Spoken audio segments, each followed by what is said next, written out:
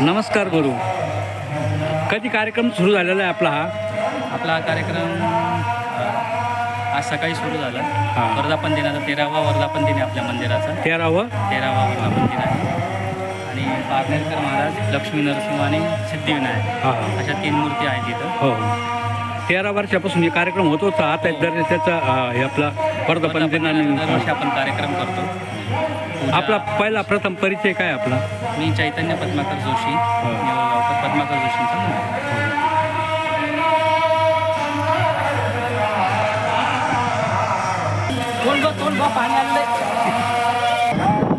नमस्कार गुरु. आता हा कितवा वर्धापन दिन आहे? हा आपला आता 16वा वर्धापन दिन आहे. 16वा वर्धापन दिन आहे. हां. 2008 मध्ये हो इथं आपण मूर्ती स्थापना केली होती. हो हो हो तर त्यापैकी लक्ष्मी नरसिंहाचं हे म्हणजे जुनं स्थान होतं आपलं हो निवडगावमध्ये. हो हो पण ते मंदिर पडलं होतं, मूर्ती पण भंगली होती. हो म्हणून नरसिंहाची आपण नवीन मूर्तीची स्थापना केली हो आणि डॉक्टर रामचंद्र महाराज पारनेरकर हो.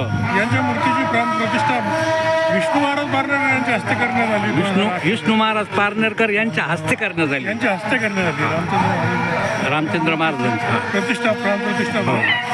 आणि या मंदिराची एक विशेषता आहे एक वेगळी. हां. याला जीवनकला मंदिर म्हणतात. आता इतर मंदिर आणि जीवनकला मंदिरामधला एक महत्त्वाचं अंतर आहे काही, हो की लोकांना असा प्रश्न पडू हो शकतो हो की इतके मंदिर असताना हे जीवनकला मंदिर कशाचं? हां, ह्यासाठी आम्हाला सांगा. हां. तर इथं जे नेवरगाव हे जे स्थान आहे हो. तिथं आपला रामदास स्वामींचा मठ आहे इथं खरा. हो रामदास स्वामी हे गुरु होते. हो. कोणाचे? रामदास स्वामी हे म्हणजे गुरु पण स्वीकारला की गुरु होते ते. हां. शिवाजी महाराजांचे पण गुरु होते हो ते. हो हो हे हो. त्यांनी जो परगळ्याला तेव्हा जो समाज होता हो हो त्यांच्यामध्ये एक चैतन्य निर्माण केलं. हो हो रामदास स्वामींनी सांगितलं होतं हो. उपासनेचा मोठा आधारू. हां हां उपासनेचा मोठा आधारू. हां. उपासनेविना निराश्रू.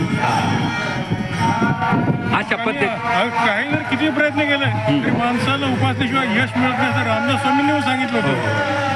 हा उपासना मार्ग थोडा जरा काही दिवसात लयास गेला होता.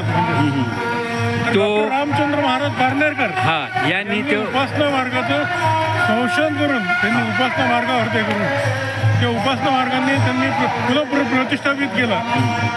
आणि तो नुसता तत्वांनी किंवा विचारांनी सांगितलं तर अगोदर 4 पिढ्या त्यांनी लोकांना सांगितलं आणि शिकून घेतलं आणि लोक यशस्वीपणे जीवन जगले.